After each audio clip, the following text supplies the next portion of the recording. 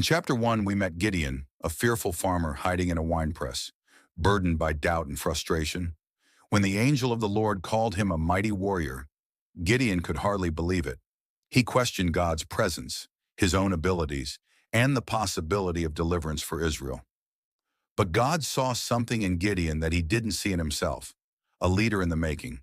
And with the promise, "I will be with you," Gideon's journey of faith began.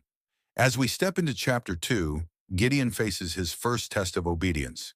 Before he could lead others, he had to confront something close to home: the altars of idolatry in his own household. This chapter is about breaking down the strongholds that keep us from fully embracing God's purpose. It's a story of fear, courage, and the cost of obedience. Gideon's journey reminds us that transformation begins with small, bold steps of faith. Let's dive in. Gideon had heard the call. The angel of the Lord had declared him a mighty warrior, but his journey to courage and leadership was only beginning. That night, as he wrestled with his doubts, God gave Gideon his first task, a challenge close to home. Gideon's family, like many in Israel, had turned to worship Baal, blending pagan rituals with their faith in Yahweh. The altar wasn't just a structure, it symbolized misplaced devotion, idolatry, and a fractured relationship with God. But for Israel to experience true deliverance, they needed to return to the Lord wholeheartedly. Obedience often comes at a cost. Gideon knew that tearing down the altar could spark anger and rejection from his family and neighbors. Fear gripped his heart, but he acted in the cover of night, trusting God's command over his own insecurities.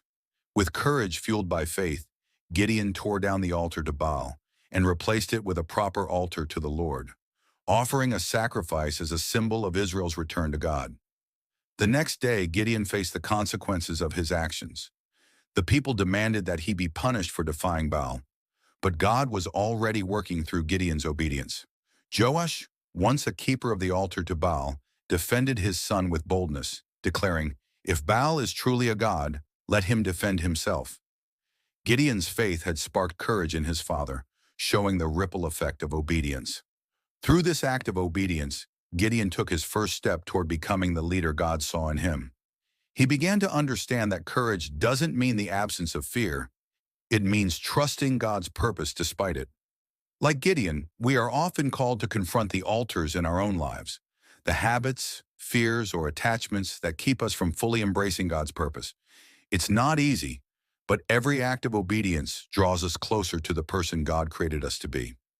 Gideon's first victory wasn't on the battlefield, but in his own heart and home. By breaking down false altars, he laid the foundation for the victories to come. What step of faith is God calling you to take today? If this story encouraged you, don't keep it to yourself. Help us spread this message of faith and hope by liking this video, sharing it with others, and subscribing to our channel. Your support helps us inspire more lives with the powerful truths of the Bible. Join us in the next chapter as we dive deeper into Gideon's transformation and uncover the timeless lessons his story holds for all of us. Thank you for watching, and we'll see you in the next video.